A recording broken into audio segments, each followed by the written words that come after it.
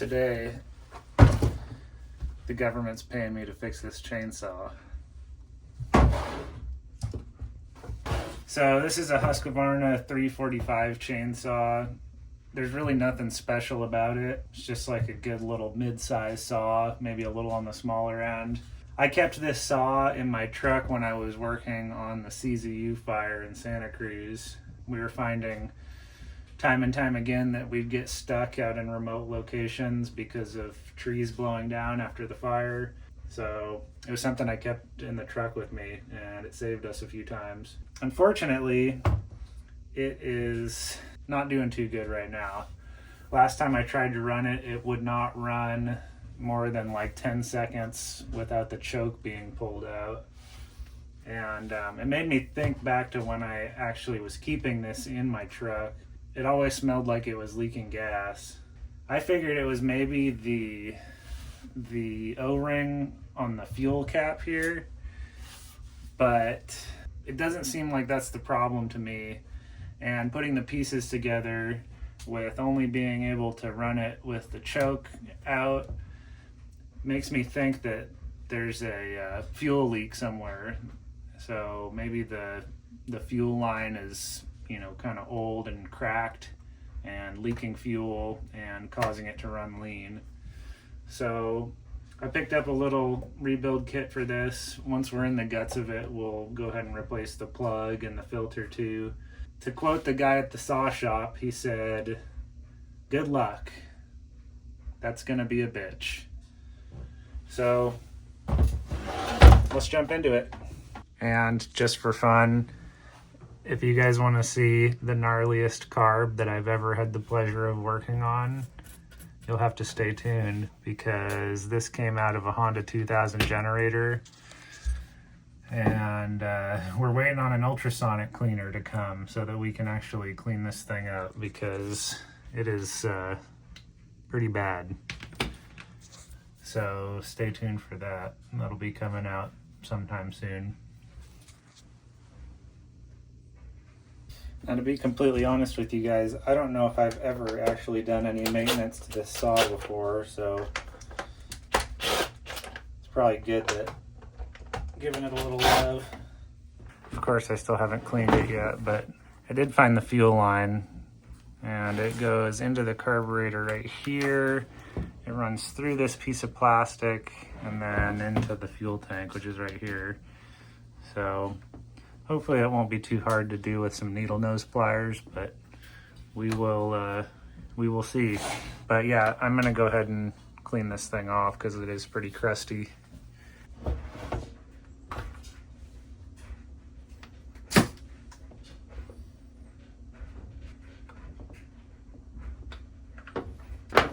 For an old, dry, cracked fuel line, this thing doesn't really feel that old or dry or cracked. Now imagine if it's like any other saw. In here we'll have that same fuel line and a fuel filter on the end of it.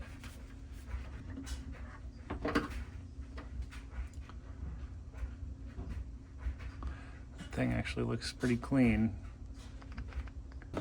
I've got a hold of it here from the inside of the tank.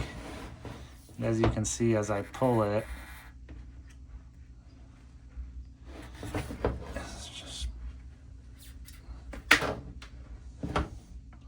that's it. Now the question is, did you have a tear?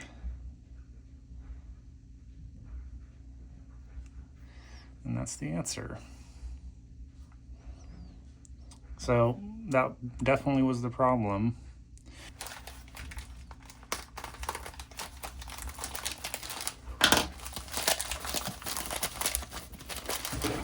So this comes with a new air filter.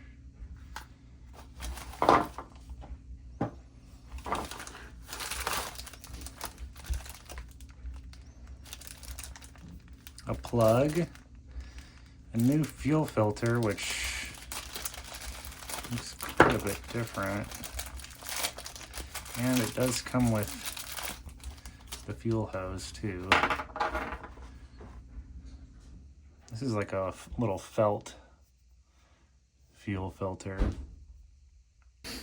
Just for fun, I'm gonna go ahead and pull this other fuel line out and just compare.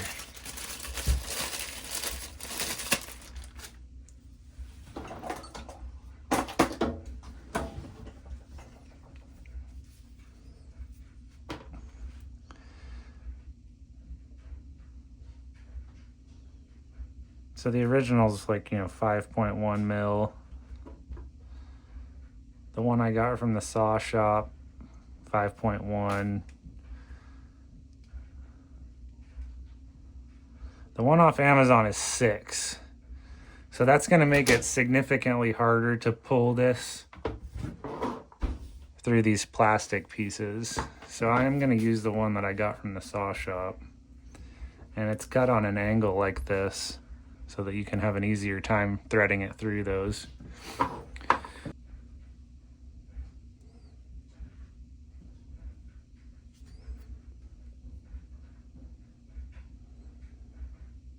And cut this one just slightly long.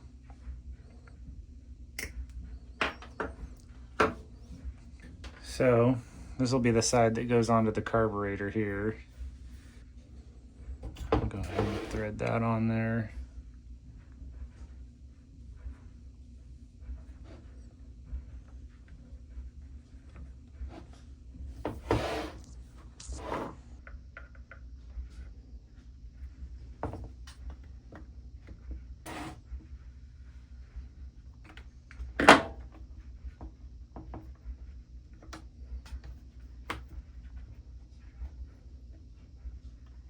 Okay.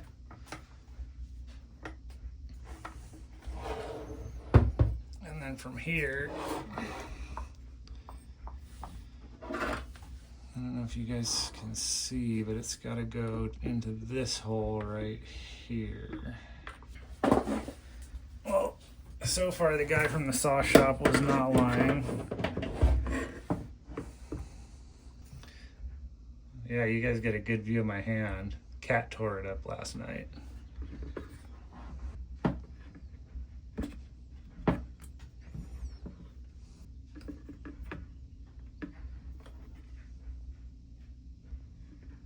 it goes.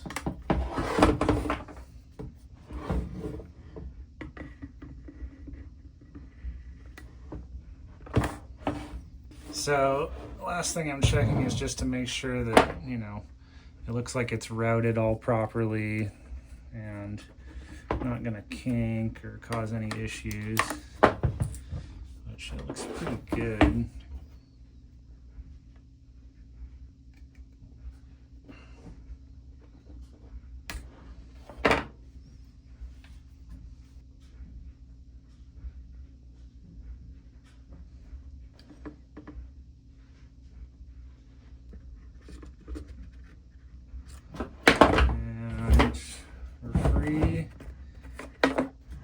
Let's go ahead and replace the air filter here.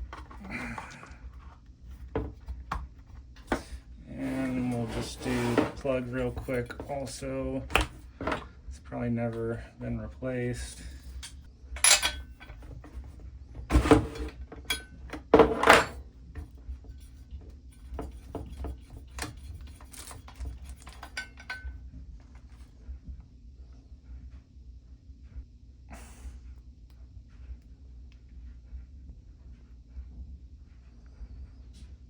Honestly, I probably trust this plug more than I trust this one. This is a no-name one, but we'll go ahead and replace it anyway.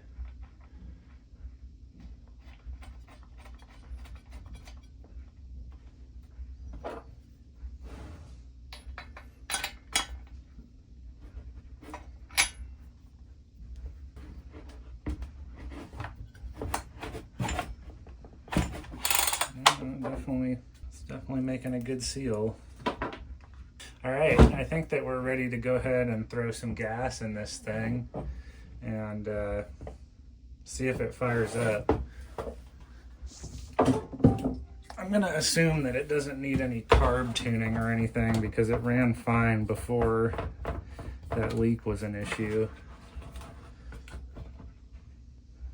Oh, that's nice.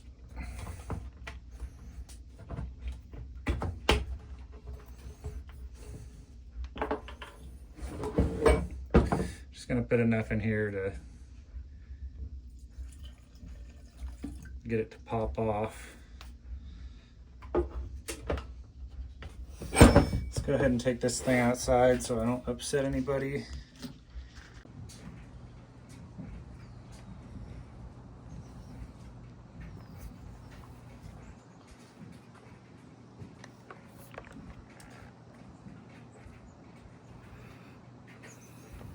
Well, no fuel leaks so far.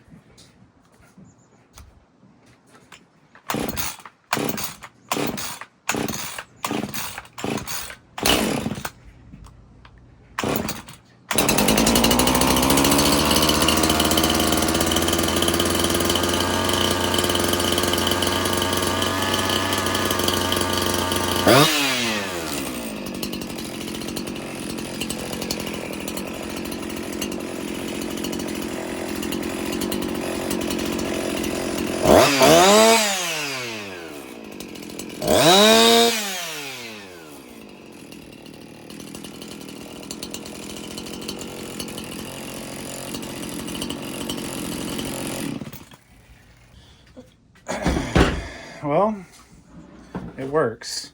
And the problem with doing that is it always makes a mess because, of course, the oiler doesn't know that I don't need any oil right now. But it runs good. No gas leaks so far.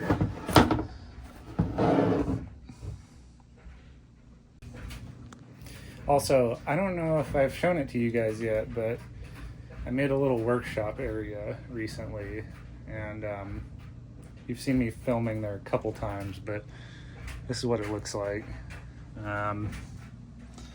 Yeah, it's cramped, but there's enough room for some activities here. You'll probably be seeing me film from here quite a bit more, because when I'm not up at the cabin or working out in the woods, I'm going to be bringing projects back from the cabin to work on here to keep myself busy this summer. So I love this saw. This is one of the saws that I learned how to cut on, and I'm really, really stoked to have this back in action because it's been a couple years since I've been able to run it and use it. And it's a great little saw. I mean, it's nothing special, like I said. I would definitely prefer to have something like a 346 XP or something, like a pro saw. But hey, this thing works, and now it actually works. So anyway, thank you guys for tuning in. Hopefully this was helpful or entertaining, one of the two, or maybe both. Yeah, thanks for watching. We'll catch you in the next video.